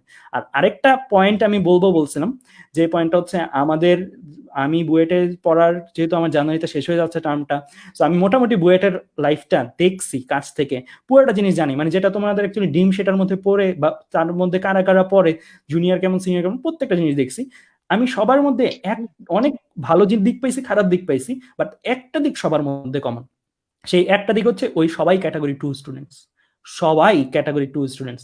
আমার সাথে যারাই আছে তারা কেউ এরকম ছিল না যে টিচার ফুললি ডিপেন্ডেন্ট, টিচার শুরু না করলে সে শুরু করতে পারে না, টিচার একটা সরীয় শব্দ না বললে সে সরীয় লিখতে পারে না, এরকম না। তাদের প্রত্যেকেরই নিজের পড়া বানানোর ক্যাপাসিটি আছে, প্রত্যেকেরই, প্রত্যেকটা মানুষের আমি দেখছি এই জিনিসটা, প্রত্যেকটারই যে নিজের পড়া বানানোর ক্যাপাসিটি আছে। বুয়েটে কিন্তু সত্যি কথা, আমি একটা জিনিস ট্রু কথা বলি, বুয়েটে ক্লাসরুমটাতে 65 জন থাকলে মনোযোগ দিয়ে ক্লাস করে 5 জন, 4 জন বা 10 জন, বাকি 60 জন কি করে, ঘুমায় বা করে। এই জিনিসটা আমি তোমাদের এনকারেজ করতেছি না, এই জিনিসটা তোমাদের এর জন্য বলতেছি যে এই জিনিসটা ঘটে। বাট এরা তাহলে কি লাইফে ফেইলিওর হয়? না, এটা ফেইলিওর হয় না। কি করে? সো এরা নিজেরাই পড়া গুছাই ফেলে পরীক্ষার আগে। ওই যে স্যারের নোটটা ছিল, স্যারের ক্লাসগুলো ছিল, ওই নোটগুলা নিয়ে, বইগুলা নিয়ে বসে বসে নোট টোট রেডি করে। যেমন আমার এখন এই সময়টা যাচ্ছে, আমি এখন এই সময়টাই করতেছি। তোমরা ভাবতে পারো যে ভাই আপনি স্টুডেন্টস, আপনি আমাদের জন্য এত ব্যস্ত সময় কাটান, আপনি কিভাবে পাস করতেছেন, আপনি কিভাবে ভালো রেজাল্ট করতেছেন? সো সিক্রেট এটাই যে আমি আমার নিজের পড়াটা গুছাই ফেলবো এই যে সামনের 10 দিনে আমি হচ্ছে এই জিনিসগুলো রেডি করে সবার সাথে মিলে, যে এই নোট ম্যাটেরিয়ালস আছে, এই ম্যাটেরিয়ালসগুলোতে নিজের মতন একটা ম্যাটেরিয়ালস ক্রিয়েট করবো, যে ম্যাটেরিয়ালসটা আমি পরীক্ষার আগের দিন রাতে দেখবো, ইনশাল্লাহ ভালো কিছু হবে। সো এই জিনিসটা প্রত্যেকটা স্টুডেন্টস এর মধ্যে আমি কমন পাইছি বুয়েটের। ইনফ্যাক্ট বুয়েট ছাড়াও আমি তো মেডিকেল স্টুডেন্টস এর কাছ থেকে দেখিনি, তাদের ক্ষেত্রেও হয়তো এরকম জিনিস, বা তারা যেহেতু আরো পড়ার বেশি, তো তাদের ক্ষেত্রে হয়তো রেগুলারিটিটা ছিল। বাট বুয়েটে বা আমি যদি বলি ইঞ্জিনিয়ারিং এ ওইরকম কিন্তু আমাদের মধ্যে যারা আছে, ইনফ্যাক্ট যে সবচেয়ে আতেল স্টুডেন্টটাও, সেও কিন্তু তোমার ধরো নিজের মতন করে পড়া গোছায়, নিজের মতন করে একটা টাইম এনজয় করে। সো এই জায়গাটা কিন্তু কমন। সো তুমি যদি এই কোয়ালিটিটা তোমার কাছে থাকে, তাহলেই তুমি মাথায় রাখবা যে তোমার এই ড্রিম দেখাটা সার্থক, বা এই জায়গায় তুমি বিলং করো, এই জায়গাটা তুমি বিলং করো। বাট তোমার যদি এমন হয় যে না তুমি সার্চ ছাড়া পড়তে পারো না, তাহলে বইটা আইসেও খুব বেশি লাভ হবে যে তা না, বরং বইটা এসে তুমি ল্যাক খেতে পারো যদি কোনো ক্রমে ঢুকেও যাও, কোনো ক্রমে, যদিও ঢোকাটা টাফ, ইজি না যে আমি সার্চ ডিপেন্ডেন্ট আর আমি আনকমন প্রশ্ন আসছে ওইটা বাদ দিয়ে আমি চান্স পেয়ে গেছি, এটা খুবই আনকমন। বাট যদি তুমি ঢুকেও যাও কোনো রকম ভাবে, তোমার এখানে খুবই মানে ফ্রাস্ট্রেটিং লাগবে লাইফটা, মানে তোমার লাইফটা ভালো লাগবে না। তো এই জিনিসগুলো আমি এর জন্যই বললাম যে তুমি যেটাকে ড্রিম করো সেটার কোয়ালিটিটা তোমার মধ্যে আছে কিনা, সেই স্টুডেন্ট হওয়ার। কোয়ালিটি ডাজন্ট মিন তোমার নলেজটা, কোয়ালিটি হচ্ছে তোমার পড়া গোছানোর ক্যাপাসিটিটা, ক্যাপাবিলিটিটা। এই জিনিসটা যদি থাকে, এই জিনিসটা যদি এইচএসসি লাইফ থেকে ক্রিয়েট করতে পারো, তাহলেই তুমি আসলে এখানে আসতে পারো। এমন না যে এটা ক্রিয়েট হয় ভার্সিটিতে উঠার পর, এটা ক্রিয়েট হয় সেই আরো আগে থেকেই। আমি আমার কথাই যদি বলি, আমি তো বললামই যে স্যারদের কাছে তেমন পড়তাম না। আমার যেই ফ্রেন্ড গুলো খুব বেশি স্যার ডিপেন্ডেন্ট ছিল, নোভার যেই ফ্রেন্ড গুলো খুব বেশি স্যার ডিপেন্ডেন্ট ছিল, তাদের ক্ষেত্রেই দেখা গেছে যে এই চান্স পাওয়াটা কম হয়েছে। সো মানে এটা ফ্যাক্ট আর কি, কারণ আনকমন কোশ্চেন আসবে, আনকমন কোশ্চেনও তোমার অ্যাপ্রোচ নিতে হবে, ফিগার আউট করে ফেলতে হবে। সো এই জিনিসগুলো ক্যাটাগরি 2 এর বিলং করে, আর ক্যাটাগরি 2 টাইপের স্টুডেন্টস তোমাদের হইতে হবে।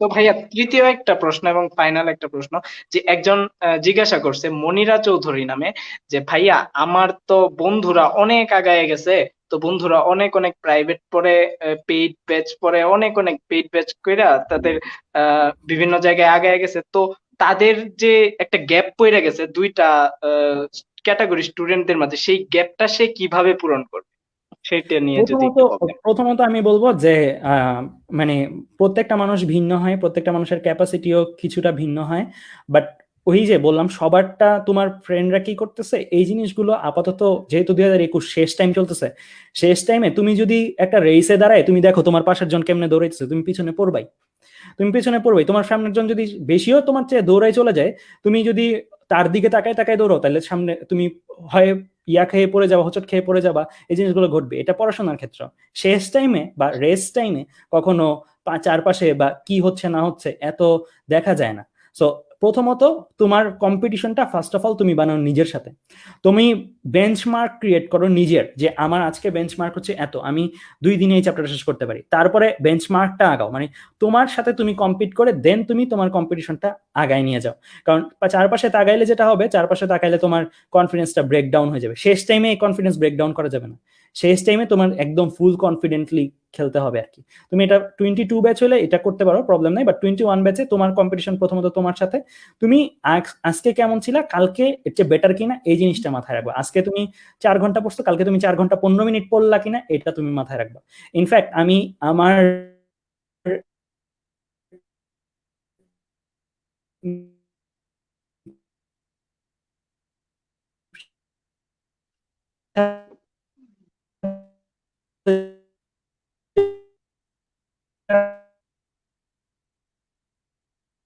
ভাইয়ার মেবি নেট প্রবলেম হয়ে গেছে।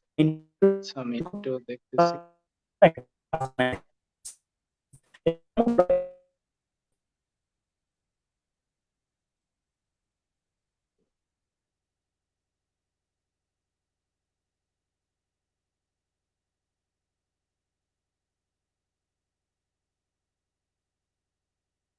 ভাইয়ার মেবি নেট প্রবলেম।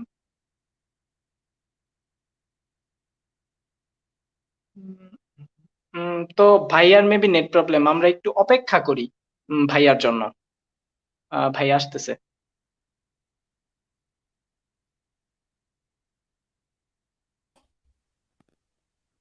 আচ্ছা, আমি যেটা বলতেছিলাম যে আমার সাথে মেন্টরশিপে যারা আছে তাদের জন্যই আমি একটা কথা বলি, সেটা হচ্ছে ওরা সবাই হচ্ছে ভ্যালু দেয়। ভ্যালুটা কি? ভ্যালু দেয় হচ্ছে এরকম যে তোমার আজকে কয় ঘন্টা পড়ছে এই ডেটে, এর পরের ডেটে কয় ঘন্টা পড়ছে, এর পরের ডেটে কয় ঘন্টা পড়ছে। ওদেরকে আমি একটা গ্রাফের মাধ্যমে দেখাই যে ওরটা এটা বাড়তেছে না কমতেছে, জিনিসটা এটা বাড়তেছে না কমতেছে। আমার ইচ্ছা আছে যে এই জিনিসটা সবার জন্যই অ্যাপস আকারে নিয়ে আসা, যে সে যেন তার স্টাডিটা ট্র্যাক করতে পারে স্টাডি ট্র্যাকার হিসেবে। তো এই জিনিসটা আমি অলরেডি আমরা করে ফেলতেছি, জাস্ট এখন ইন্টারফেসটা করা বাকি। সো এই জিনিসটা আমি তোমাদেরকে আপাতত নিজের ঘরে বসে এই জিনিসটা চিন্তা করবা। তোমার কাছে 210 দিন আছে, ধরে রাখো 10 দিন প্লাস মাইনাস বিভিন্ন কারণে, অসুস্থতার কারণে চলে যেতে পারে, 200 দিন আছে।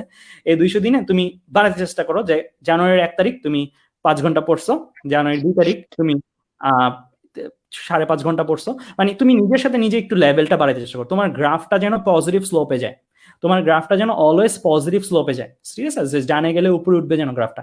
এরকম ভাবে যদি একটা গ্রাফ বানাইতে পারো যে তোমার day by day day by day day by day তোমার ইয়া হতেছে, ইমপ্রুভমেন্ট হইতেছে, তাহলে দেখবে একটা সময় তুমি অ্যাকচুয়ালি একটা প্রিমিয়াম স্টেজে চলে যাবা। আর ওই প্রিমিয়াম স্টেজে চলে যাওয়ার পরে নিজের বেস্ট পরীক্ষাটা যদি কেউ বুয়েটে দিতে পারে বা যে কোনো ইউনিভার্সিটিতে অ্যাডমিশন টেস্টে দিতে পারে, তার চান্স হয়ে যায়। আর যদি চান্স নাও হয়, তাহলে জিনিসটা যেটা সেটা হচ্ছে বুয়েটে না হইলেও কুয়েটে হবে, চুয়েটে হবে, রুয়েটে হবে, ঢাকা মেডিকেলে না হইলেও, মানে নিজের বেস্টটা যদি দিতে পারে তাহলে তার হয়েই যায়। আমাদের খালি এটাই লাগবে যে নিজের বেস্টটা যেন নিজেরা দিতে পারি। আপাতত আমরা এইভাবেই কম্পিটিশন থিঙ্ক করি নিজের সাথে, তাহলে আমাদের জন্য ইজিয়ার হবে। কারণ বন্ধুদের সাথে এখন কম্পিটিশন করলে হবে কি, হতাশ হবো, আর হতাশাটা ভালো হবে না। বন্ধুর সাথে তাই এখন কম্পিটিশনটা স্কিপ করব, মানে এটা এক্সিস্ট চিন্তা করবো যে পৃথিবীতে আমি আছি, আমি পরীক্ষা দিব, আর আমার আজকে লেভেল এতটুকু, কালকে আরেকটু, কালকে আরেকটু, এভাবে। যখন নিজের বেস্ট লেভেলে চলে যাব তখন আমি চারপাশের সাথে ফাইট দিব, তখন আমি চারপাশের সাথে ফাইট দিব যে হ্যাঁ আমার বেস্ট লেভেলটাতে আমি গেছি, চারপাশের সাথে ফাইট দিয়ে দেখতেছি যে ওর থেকে আমি কম আছি, ওর থেকে আমি এটাতে আছি, তখন আমি আমার লেভেলটারও বাইরে যেতে চেষ্টা করবো, লেভেলটারও আরো টপে নিয়ে যেতে চেষ্টা করবো। সো প্রথমেই কম্পিটিশন ভাববো না যে ওরা আগায় আছে, ওরা আগায় আছে, এটা তো বললাম একটা চক্র হয়ে যাবে। যে আগায় আছে ধনীরা ধনী হতে থাকে, গরিবরা গরিব হতে থাকে। পড়াশোনার ক্ষেত্রে যে আগায় আছে সে আগাইতেই থাকে, আর যে পিছিয়ে আছে সে ওই ওদের দিকে তাকায় পিছাইতেই থাকে। এই জিনিসটা করো না, জিনিসটা এমন করবা যে আচ্ছা ও আগায় আছে, থাক আগায় থাকুক, আমি আমার মতন করে আগাইতে থাকি, এইভাবে। আর যারা আগায় থাকে তাদের জন্য অ্যাকচুয়ালি মজা এই জিনিসটা এরকম যে তারা সবসময় আগাই থাকতেই চায়, মানে ওই জায়গায় আসলে আমি একটু এদিকে চলে যাবো, ওই জায়গায় আসলে আমি একটু এদিকে চলে যাবো। সো আলটিমেটলি ওই এর জন্য ওদের সাথে কম্পিটিশন করে না, বরং নিজের সাথে প্রথমে কম্পিটিশন করো আর একদম লেভেল বেস্টে চলে যেতে চেষ্টা করো। আর এখনো যে সময়টা তোমাদের কাছে আছে, সত্যি কথা একটা বলি, নটরডেমের 14 ব্যাচের একটা ভাইয়া ছিল, সেই ভাইয়াটা হচ্ছে নটরডেমের টেস্ট পরীক্ষার রেজাল্টে প্রায় 40% মনে হয় মার্কস পেয়েছিল, 40%, মানে যেটা খুবই কম, 42 or 43 এরকম পাইছিল। সো ওই ভাইয়াটা আমার জন্য একটা ইন্সপিরেশন ছিল, মানে আমার যখন কলেজ লাইফ ছিল। তো ওই ভাইয়াটা যখন টেস্ট পরীক্ষা ছিল, টেস্ট পরীক্ষার সময় এত কম পাইছে, পজিশন প্রায় 1000-এর উপরে চলে গেছে। সো এরকম ছিল। তো ওই ভাইয়াটা বুয়েট ভর্তি পরীক্ষায় অষ্টম হয়েছে, ওই ভাইটা বুয়েট ভর্তি পরীক্ষা একদম অষ্টম হয়েছে। সো এই জিনিসটা হচ্ছে কি, মানে ওই ভাইটা থেকে আমি যতটুকু জানছি, আমার সাথে সরাসরি পরিচিত ছিল না, বাট যে ফ্রেন্ডদের থেকে আমি জানছি, মানে ওই ভাইটা হচ্ছে এত পরিশ্রম করছিল ওই সালটার পরে, মানে ওই রেজাল্টটার পরে, যে সে মানে অষ্টম পর্যন্ত হয়ে যেতে পারছে। সো তোমাদের মধ্যেও সত্যি কথা, এখন যদি কেউ এমন পেছনেও থাকো যে আর কোনো আশা নাই, আর কোনো ভরসা নাই, সেও যদি আজকে থেকে সত্যি কথা পাগলের মতন পরিশ্রম করো আর নিজের একদম বেস্টটা তুমি অর্জন করেই ছাড়বা, এরকম করো, দেখবা যে এই বছরের এন্ডিং আর এই বছরের স্টার্টিং তোমার জন্য একদম ইউ টার্ন হয়ে যাবে, মানে একদম টোটালি ইউ টার্ন হয়ে যাবে। আর তুমি একদম টপ 5ও মেক করতে পারবা। সো সবার জন্যই সবগুলো জায়গা থেকে পসিবল। আর 21 ব্যাচের জন্য এমন হইতো যদি আমি বলতাম যে আর পরীক্ষার 2 মাস বাকি, তখন প্রেডিকশন দেওয়া, যেমন এখন এইচএসসি 20 ব্যাচের জন্য, যেটা 20 ব্যাচের জন্য এখন মোটামুটি নির্ধারিত হয়ে গেছে কে কোথায় চান্স পাবে, মোটামুটি বলা যায় নির্ধারিত হয়ে গেছে কে কোথায় চান্স পাবে।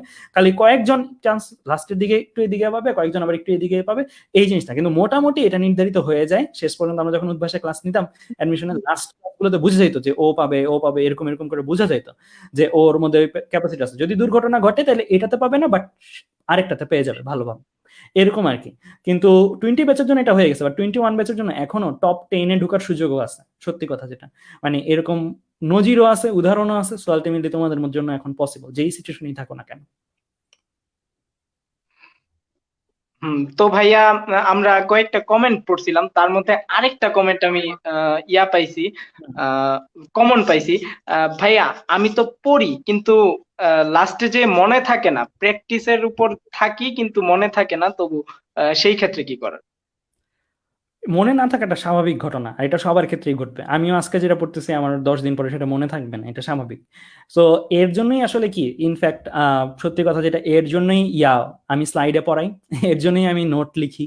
সো জিনিসটা হচ্ছে টিচার হওয়ার পরেও ইনফ্যাক্ট তোমরা জানো কি না যে অনেকের হচ্ছে কি করতে হয় যে ক্লাস নেওয়ার আগের দিন দেখে নিতে হয় যে কি পড়াবো না পড়াবো। সো আমরা তো বুয়েট চান্স পাইছি, 3 বছর পড়াইছি, তারপরও মাঝে মাঝে দেখে নিতে হয় কালকে আমি কি পড়াবো। তো এই জিনিসটা তার মানে খুবই কমন, তাই না? এটা খুবই কমন মনে না থাকাটা। বাট মনে না থাকাটাকে বশ করা যায় এইভাবে যে প্রথমত তোমার যদি ম্যাটেরিয়ালস থাকে, তুমি যদি ম্যাটেরিয়ালস রেডি করো, ওই যে বললাম টাইম ট্রাভেল করে তুমি আজকে যে ম্যাটেরিয়ালস রেডি করতেছো, এই ম্যাটেরিয়ালস তোমার পড়াবে পরীক্ষার আগের দিন রাতে, মনে থাকবে না স্বাভাবিক, বাট ওই ম্যাটেরিয়ালসটা যখন তুমি পেয়ে যাবা, ওই ম্যাটেরিয়ালসটা দেখে ফেললেই তোমার জন্য হয়ে গেল, কারণ এটা তুমিই তৈরি করছো, তোমার নিজের জন্য তৈরি করছো। So best version of note এটা পসিবল। আমিও যদি তোমার জন্য একটা নোট বানাই দিই, ওইটা বেস্ট হবে না, তুমি তোমার জন্য যেটা বানাবো সেটা বেস্ট হবে। এক, তার মানে প্রথম কথা হচ্ছে নোট। দ্বিতীয় কথা যেটা, সেটা হচ্ছে মনে না থাকাটাকে অ্যাডমিশন টাইমে কিভাবে কাবু করতে হয়। এটা জাস্ট 20 ব্যাচের জন্য যারা আছে তাদের জন্য স্পেশালি আমি বলতেছি, এটা অ্যাডমিশন টাইমে এটা কিভাবে করতে হয়। কারণ 21 এখন নোট তৈরি করার সময়, আর 20 ব্যাচের জন্য যেটা, সেটা হচ্ছে রিভাইজ টাইমটা খুবই রিপিটেড একটার পর একটা রাখা, খুবই রিপিটেড একটার পর একটা রাখা, কোনো মাঝখানে গ্যাপ টাইম না রাখা।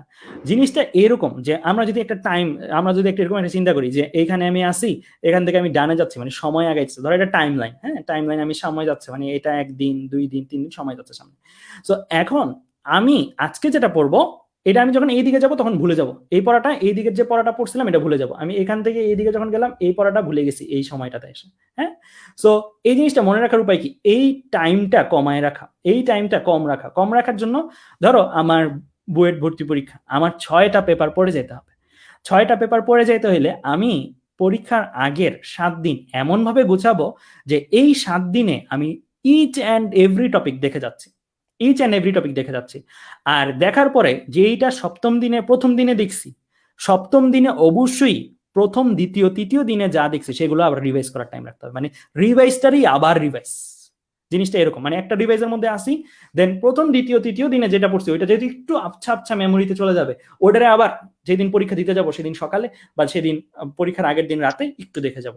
এইভাবে যদি শর্টেস্ট একটা টাইমে আমি পুরোটা সিলেবাস করতে পারি, আবার এর মধ্যে প্রথম যেটা পড়ছি এটাকে আবার প্রথমে নিয়ে আসতে পারি, তাহলে হচ্ছে তোমার কি মানে ফাইনালি পরীক্ষাটা ভালো হয়। সবচেয়ে বেশি ক্রুশিয়াল হচ্ছে পরীক্ষার আগের সময়গুলা রিভাইজ দিয়ে যাওয়াটা। সো এই রিভাইজ টাইমটা যেটা, এই রিভাইজ টাইমটা একদম দিন রাত পড়তে হয়, রিভাইজ টাইমটা প্রচুর পড়তে হয় আর কি, দিন রাত। সো এই জিনিসটা মেক শিওর করতে হবে, বিশেষ করে যেগুলো পাবলিক অ্যাডমিশন পরীক্ষা আছে সেগুলোতে, কারণ 6টা পেপার, অনেকগুলো জিনিস আসলে রিভাইজ দেওয়ার জন্য। সো প্রত্যেকটা জিনিস আসলে দেখে যেতে হয়, না দেখে গেলে একটা জিনিস না দেখে যাবো, দেখবে ওইটা পরীক্ষা হলে লিখতে পারতেছে না। এটা এটা খুবই স্বাভাবিক একটা ঘটনা। হুম। তো ভাই আমরা লাইভের একেবারেই শেষ প্রান্তে চলে আসছি, এবং আপনার যে কতগুলা পয়েন্ট বললেন সেগুলো আমি নোট করে রাখছি। ইনশাল্লাহ আপনার এই লাইভের পরে আমি নোটগুলা পোস্ট করে দিব। তারপর আমি আমার ক্ষেত্র থেকে কয়েকটা জিনিস বলবো, যে আমি এতদিন এসজিতে ছিলাম এবং কাজ করতেছি এবং ভবিষ্যতে ইনশাল্লাহ কাজ করব।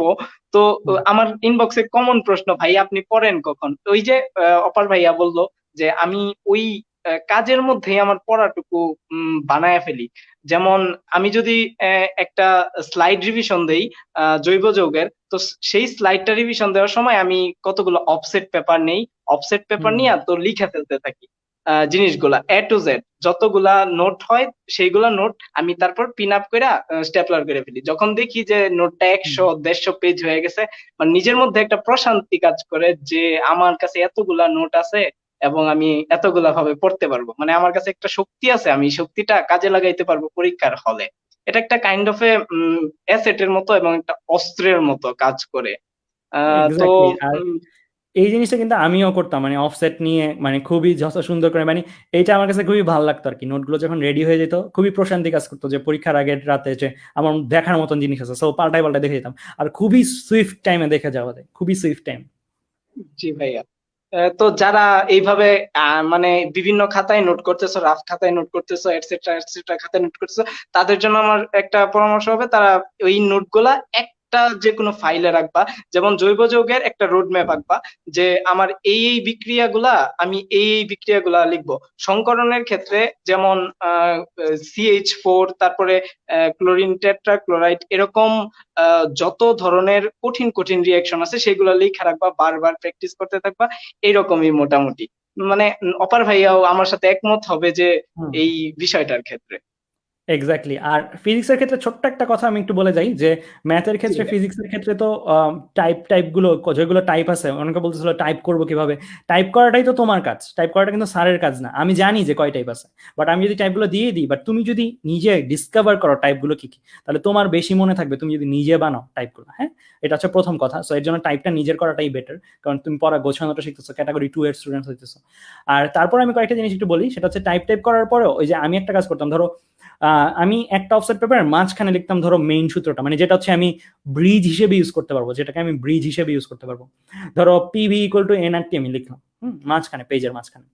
তারপরে পিটা কিভাবে আসতে পারে সেটা আমি দাগ দিয়ে লিখতাম, যে পি আর যেভাবে যেভাবে আসতে পারে, ভিটা যে কিভাবে আসতে পারে, এনটা কিভাবে আসতে পারে। যেমন এন কে সূত্র আকারে লিখতে পারি N/NA, W/M, তারপরে IT/EF। সো এরকম, মানে আমি একটা মাদার সূত্র, ওই মাদার সূত্রের বাচ্চা সূত্র হিসেবে এরকম কিনারে, মানে এই চলকটার জন্য আর কি সূত্র আছে, এই চলকটার জন্য আর কি সূত্র আছে, এইভাবে লিখতাম। লিখলে যেটা হইতো, এটা আমার কাছে একটা ম্যাপের মতন মনে হইতো। ম্যাপটার কাছে এরকম মনে হইতো যে আচ্ছা আমার এই এনটা কিভাবে দেওয়া থাকতে পারে, PV = nRT সূত্র, এটা নিয়ে যে যতগুলো ম্যাথ আছে এনটা কিভাবে দেওয়া থাকতে পারে। এইদের আমাকে অনুসংখ্যা দেওয়া থাকতে পারে, অথবা আমাকে ভর সংখ্যা দেওয়া থাকতে পারে, অথবা আমাকে তড়িৎ প্রবাহের মান, মানে তড়িৎ রসায়নের সাথেও যদি মিলাই তড়িৎ প্রবাহের মান, প্রবাহকাল, এগুলো দেওয়া থাকতে পারে। মানে এইভাবে আমি চিন্তা করতাম। সো চিন্তা করলে কি, যে আমার স্টেপস গুলা এগুলো ক্লিয়ার থাকতো, মানে জাংশনটা ক্লিয়ার থাকতো। এটা এক। আর আমি অর্গানিক কেমিস্ট্রির জন্য যদি বলি, অর্গানিক কেমিস্ট্রির জন্য আমি 3টা আর্ট পেপার রেডি করছিলাম। প্রথম আর্ট পেপারে ছিল হচ্ছে অ্যালিফ্যাটিকের জন্য রোড ম্যাপ, মানে মানচিত্র যেমন ধরো তোমায় খিলগাঁয়ের পাশে কি বাসাবোর পাশে কি মালিবাগ, তো এই জিনিসগুলো কি আমার মুখস্থ করতে হয় না, এগুলো আমার রেগুলার যাতায়াতের জায়গা, তাই না? সো মানচিত্রটা যদি থাকে তাহলে কি পুরোটা জিনিস একবারে রিভিউ হয়ে যায়। অ্যালিফেটিকের জন্য একটা মানচিত্র চিন্তা করতাম, মনে করতাম অ্যালিফেটিক হচ্ছে একটা দেশ, এই দেশের এটা একটা এলাকা, এটা একটা এলাকা, অ্যালকোহল একটা এলাকা, কার্বক্সিলিক অ্যাসিড একটা এলাকা, এরকম। তারপরে অ্যারোমেটিকের জন্য একটা মানচিত্র ছিল, তারপরে অ্যালিফেটিক থেকে অ্যারোমেটিকে যাওয়ার একটা মানচিত্র ছিল। আমি জিনিসটাকে এভাবে চিন্তা করতাম, অ্যালিফেটিক হচ্ছে এশিয়া, অ্যারোমেটিক হচ্ছে ইউরোপ, আর এই দুইটা হচ্ছে মাঝখানে আরেকটা রাখতাম, সেটা হচ্ছে আরেকটা আর্ট পেপার, সেটা হচ্ছে অ্যালিফেটিক থেকে কিভাবে অ্যারোমেটিকে যাবো। এরকম করে 3টা আর্ট পেপার ছিল এক। তারপরে আরো একটা আর্ট পেপার ছিল, সেটা ছিল আপগ্রেড ডিগ্রেড। আমি যদি কার্বন সংখ্যা বাড়াইতে চাই, কার্বন সংখ্যা কমাইতে চাই, কারণ এক্সামগুলোতে এই জিনিসগুলো খুবই কাজে লাগে। যে তুমি এক্সামগুলোতে তো হয়তো একটা অ্যারো দিয়ে একটা জিনিস এ দিয়ে রাখবে, একটা বিক্রিয়া করায় এ দিয়ে রাখবে, এটা কি বা এর শনাক্তকারী বৈশিষ্ট্য, এইভাবে তো আসে। সো এই জাংশনগুলো তোমার যদি ম্যাপটার মাথায় থাকে, তুমি জানো যে এটা কি, এই জিনিসগুলো জানা তোমার জন্য ইজিয়ার এক। দ্বিতীয়ত বুয়েট ভর্তি পরীক্ষা এগুলোতে আসা হচ্ছে কনভার্সন, একটা বিক্রিয়া দিয়ে অ্যারো দিয়ে ব্ল্যাঙ্কস রেখে দিবে, মানে বিক্রিয়াটা পূর্ণ করো, বিক্রিয়ার বাম পাশটা আছে, ডান পাশটা নাই। তো এইভাবে আসবে জিনিসগুলো। তো এইভাবে আসলে তুমি যদি এই জিনিসগুলো জানা থাকে তাহলে তোমার জন্য ইজিয়ার। মাঝে মাঝে তোমাকে কার্বন সংখ্যা 2 এর অ্যালকোহল থেকে কার্বন সংখ্যা 4 এর কার্বক্সিলিক অ্যাসিডে যাইতে বলবে, মানে আপগ্রেড করে। সো এইভাবে তুমি যদি চিন্তা ভাবনাগুলো করে রাখতে পারো, ম্যাপগুলো রেডি করে ফেলতে পারো, তাহলে অর্গানিক কেমিস্ট্রি বা এই টাইপের জিনিসগুলো ইজি হয়ে যাবে। সো ম্যাথের জন্য, ফিজিক্সের জন্য আমি বললামই যে টাইপ টাইপ করে সাজানো, আর টাইপ টাইপ করে সাজানোর মধ্যে একটা মাদার সূত্র রাখবো, ওই সূত্রগুলো শাখা উপশাখা গজাবো, যে এই চলকটা কোন শাখা থেকে আসতে পারে, এই চলকটা কোন শাখা থেকে আসতে পারে, এভাবে সাজাইতাম। ম্যাথের জন্য এরকম করতাম। আর টাইপ করে তো অবশ্যই লিখতাম, বাংলায় লিখতাম। আর টাইপ করে যখন লিখতাম তখন সমাধানগুলো একদম পুরোটা সমাধান লিখতে হবে যে তা না, আমাদের জাস্ট লিখতে হবে যে ওই টাইপটা কোন অ্যাপ্রোচে আগাবো। তো এই ছিল আজকে আমার মধ্যে আমার জন্য বলার, রিমন। তো আজকের লাইফটা জি ভাই। হইলো। আমার জন্য সবাই দোয়া করো, তোমাদের জন্য সব দোয়া থাকবে। আর জানুয়ারিতে ইনশাল্লাহ আমার টার্ম ফাইনালটা যখন শেষ হয়ে যাবে, দোয়া করো যেন ঠিকঠাক মতন বুয়েট লাইফ শেষ হয়ে যায়। এরপরে তোমাদের নিয়ে অনেক অনেক পরিকল্পনা আছে।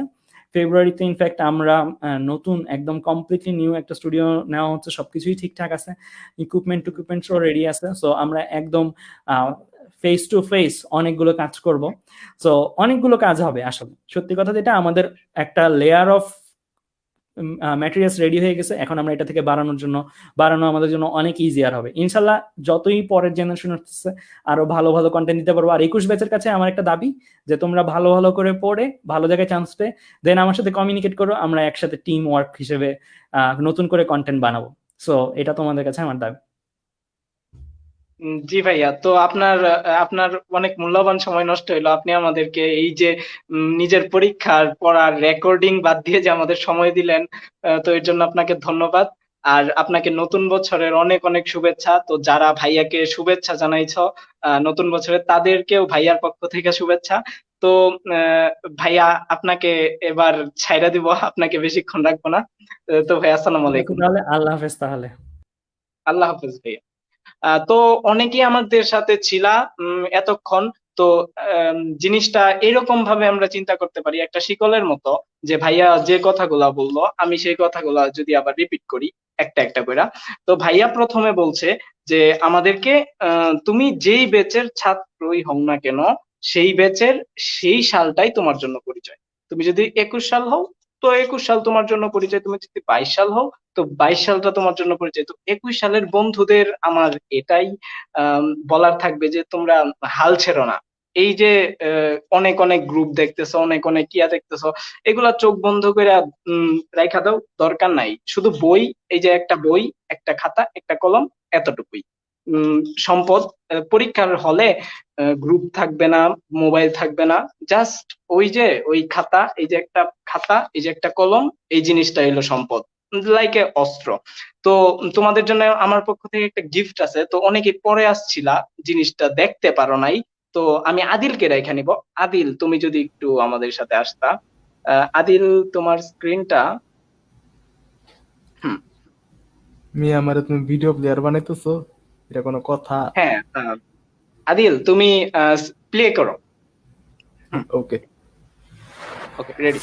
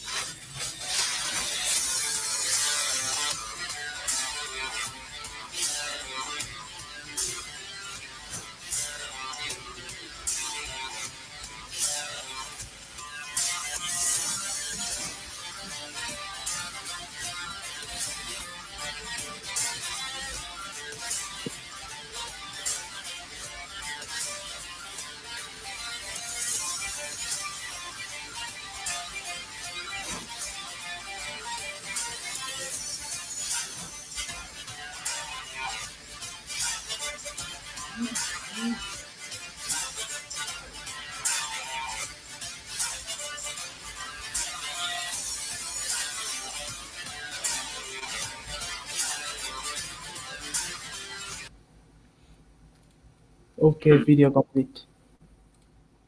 ওকে, তো সবাইকে আমার পক্ষ থেকে অনেক অনেক শুভেচ্ছা, অনেক অনেক অভিনন্দন, নতুন বছরের শুভেচ্ছা, সবাইকে হ্যাপি নিউ ইয়ার। এবং আমরা যারা পর্দার আড়ালে কাজ করতেছি, তোমরা আমাদের জন্য দোয়া করো যাতে আমরা সুস্থ থাকি। ইনশাল্লাহ আরো অনেক বড় বড় প্রজেক্ট আসবে। যেমন আজকে আমি বাংলা ইংরেজি আইসিটির জন্য একটা কোর্স রেডি করছি গুগল শিটের মধ্যে। তো এটা আমি অচিরেই পোস্ট দিয়ে দিব। অলরেডি জান্নাতুল ফেরদৌস মোমো এই জিনিসটা পোস্ট দিয়ে দিছে, তোমরা গ্রুপ চেক করলেই পেয়ে যাবা ইনশাল্লাহ। আর যে কোনো হেল্প, যে কোনো ধরনের ম্যাটেরিয়ালস লাগলে আমাকে কল দিতে পারো, আমাকে প্রশ্ন করতে পারো, অথবা আমাকে ইনবক্সে যোগাযোগ করতে পারো। ইনশাল্লাহ কেউ হতাশ হবে না। তো সবাইকে আসসালামু আলাইকুম, আল্লাহ হাফেজ।